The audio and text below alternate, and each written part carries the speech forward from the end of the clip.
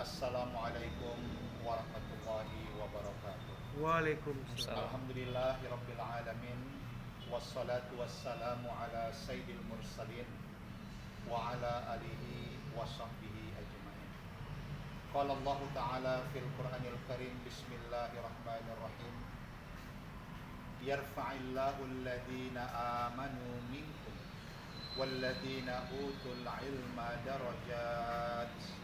Wallahu bima ta'maluna khabir. Shadaqallahul azim. Arti ayat, Allah Subhanahu wa taala akan memberikan derajat, beberapa derajat kemuliaan kepada orang-orang yang hidupnya beriman kepada Allah Subhanahu wa taala, dan kepada mereka yang telah diberikan Allah ilmu pengetahuan, dan kepada mereka yang selalu berkreativitas melakukan hal-hal yang mulia. Dan Allah Subhanahu wa taala juga akan meminta pertanggungjawaban itu dalam kehidupan ini. Bapak Ibu yang kami muliakan, para generasi bangsa, generasi emas Yayasan Pendidikan Sofiatul Amaliyah, dan seluruh generasi bangsa di Indonesia yang kami cintai, bahkan di seluruh penjuru dunia. Sejatinya dalam kehidupan ini semua kita sangat mendambakan bahwa kita menjadi manusia yang bermartabat, manusia yang memiliki derajat kemuliaan, mulia di dunia, bahkan nanti mulia di akhirat, mulia di mata Allah Subhanahu wa taala. Untuk mencapai derajat yang penuh dengan kemuliaan itu, menjadi manusia yang bermartabat, merujuk kepada Al-Quran surah Al-Mujadilah ayat 11, setidaknya ada 3 hal yang harus kita perjuangkan di dalam kehidupan ini. Yang pertama, yarfa'illahu alladhina amanu minkum. Allah Subhanahu wa taala akan mengangkat derajat, memberikan kemuliaan, martabat yang mulia kepada mereka orang-orang yang beriman. Itulah mereka yang bertakwa kepada Allah Subhanahu wa taala. Mereka yang takut kepada Allah. Mereka yang malu untuk melakukan apa yang dilarang Allah dalam kehidupan ini. Sehingga mereka selalu ingin mempersembahkan yang terbaik dalam kehidupannya. Orang-orang yang bertakwa itulah yang akan mengangkat derajat dan kemuliaan mereka di atas segala-galanya. Ada beberapa indikasi orang-orang yang bertakwa itu. Yang pertama, orang yang bertakwa itu adalah mereka orang yang selalu mau melakukan perubahan ke arah yang lebih baik. Mereka menjadi agent of change, selalu berusaha menjadi yang terbaik. Mereka tidak saja menjadi orang soleh, baik secara individual, tapi mereka mampu menjadi orang muslim, mengajak orang lain dalam kebaikan, bahkan melakukan perubahan di atas segala kesalahan yang terjadi dalam kehidupan ini. Al-Quran menyebutkan itu dalam surah Hud ayat 117.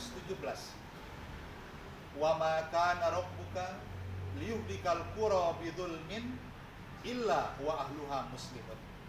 Dan tidaklah Tuhanmu akan menghancurkan bumi ini, dan terlalu mudah bagi Allah menghancurkan apa yang ada di langit dan di bumi ini, kecuali di negeri itu masih ada orang-orang yang muslihun. Itulah mereka yang selalu membawa perubahan, mereka yang selalu mengajak orang dalam kebaikan, dan selalu melakukan berbagai reformasi, transformasi ke arah kehidupan yang lebih baik dalam kehidupan.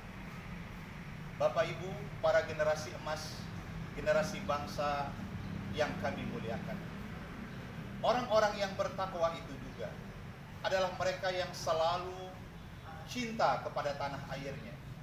Dia membangun semangat nasionalisme yang sangat tinggi. Kita harus menyayangi, mencintai negeri pertiwi Indonesia. Disinilah kita dilahirkan dan dibesarkan. Inilah 4 pilar bangsa juga yang harus kita terapkan dalam kehidupan ini. Pancasila, Undang-Undang Dasar 45, Bhinneka Tunggal Ika, NKRI. Kita cinta kepada negeri ini.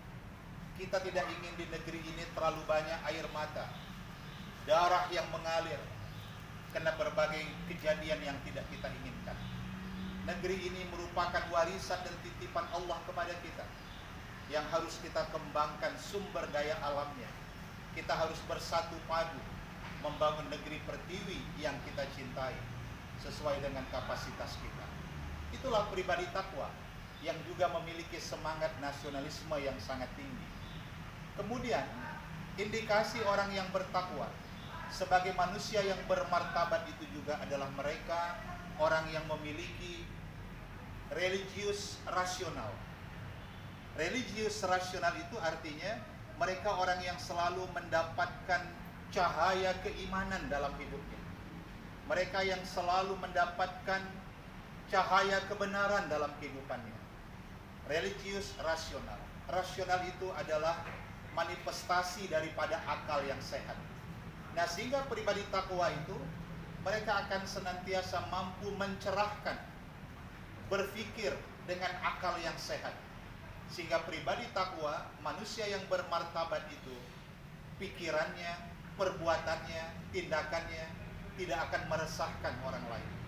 Perilakunya tidak akan menimbulkan kegundahan di tengah masyarakat. Dia tidak suka mengada-ngada, nyeleneh kalau bahasa orang sekarang. Tidak berbuat sesuatu yang tidak bisa diterima di tengah masyarakat. Dia selalu religius rasional. Dia mendapatkan pencerahan, cahaya iman, akalnya sehat, sehingga dia mampu membawa kedamaian dan menjadi pencerah di tengah kehidupan masyarakatnya. Bapak Ibu yang kami muliakan, generasi emas yang kami banggakan di seluruh negeri pertiwi, bahkan di seluruh penjuru dunia ini. Yang kedua, menjadi insan yang bermartabat itu, selain kita harus menjadi pribadi yang takwa, yang kedua, inilah kita orang yang senantiasa meningkatkan keilmuan kita dalam kehidupan ini. Long life learning. Sepanjang hidup ini jangan pernah berhenti untuk belajar. Cinta kepada ilmu pengetahuan. Itu yang disebut dengan intellectual influence.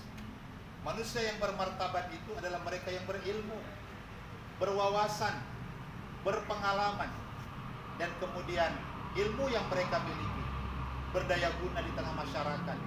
Masyarakat bisa menerapkan ilmunya, apalagi ilmu yang dilandaskan dengan nilai-nilai moralitas. Jangan kita lupakan al-adabu fauqal ilmi, bahwa adab, moralitas di atas ilmu. Sungguh bermartabat orang-orang yang berilmu dan juga mereka orang yang beradab.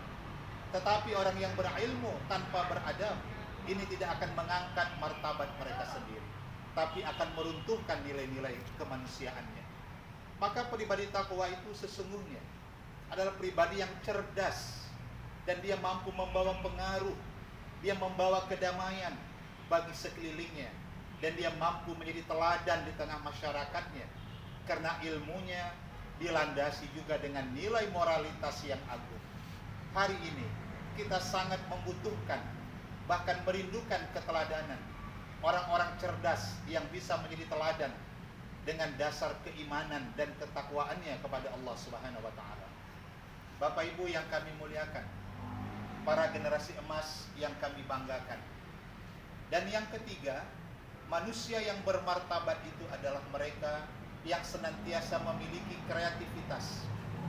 Mereka yang tidak pernah berinovasi. Mereka yang senantiasa tampil sebagai khalifah Allah di muka bumi ini.